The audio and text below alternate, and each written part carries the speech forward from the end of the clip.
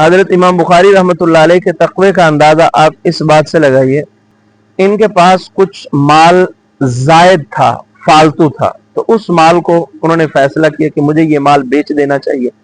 تو انہوں نے اعلان کیا کہ میں اس کی بولی لگاتا ہوں، اگر کوئی آدمی خریدنا چاہے تو اسے خرید لے.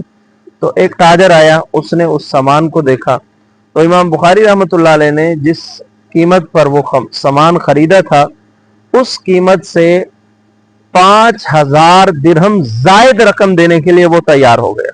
اس نے کہا 5,000 رقم درہم میں زیادہ دینے کے لیے تیار ہوں.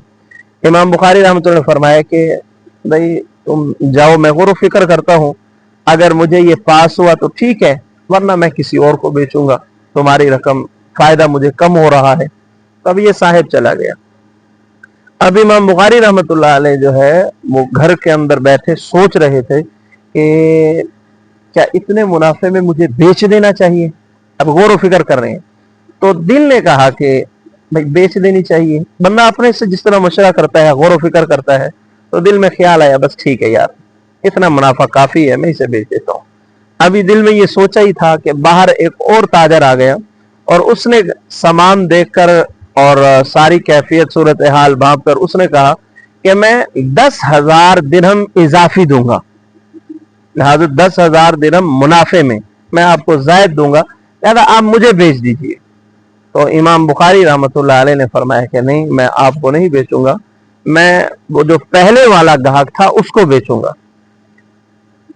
اب شرعی اعتبار سے چونکہ ان کو کہہ چکے تھے بھی تم کل آنا، ابھی کل ہونا باقی ہے، اس کو نہ بیچتے اور اسے بیچ دیتے تو بالکل ٹھیک تھا، اس میں کوئی ممانعت نہیں ہے. لیکن دل کے اندر کیا بات آئی کہ میں نے ابھی تھوڑی دیر پہلے جو دل کے اندر تہیہ کیا تھا کہ اسی گاہک کو میں یہ بیچوں گا، اسی تاجر کو بیچوں گا، اللہ تعالیٰ میرے دل کے اس ارادے سے واقف ہیں.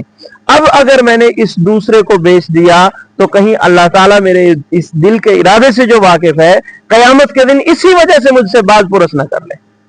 اللہ تعالیٰ قیامت کے دن کہیں مجھ سے اس بارے میں سوال نہ کر دے، مجھ سے پوچھ نہ لے. اس ڈر اور خوف کی وجہ سے فرمایا کہ نہیں، میں اس پہلے والے کو ہی یہ سامان بیچوں گا، تمہیں یہ سامان نہیں بیچ سکتا. یہ کیا ہے؟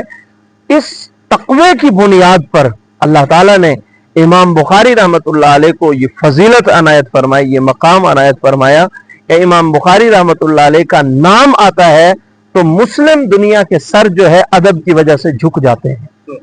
مسلم دنیا کے سر جو ہے ادب کی وجہ سے جھک جاتے ہیں.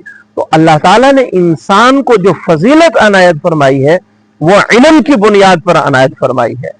علم مومن کی میراث ہے. جناب رسول اکرم صلی اللہ علیہ وسلم کی طرف سے ہمیں جو وراثت ملی ہے، نبی دنیا کے اندر مال اور دولت تقسیم کرنے نہیں آتا، نبوت کی طرف سے جو انسانوں کو وراثت ملی ہے وہ علم کی میراث ملی ہے، اور انسان کو علم کی قدر کرنی چاہیے.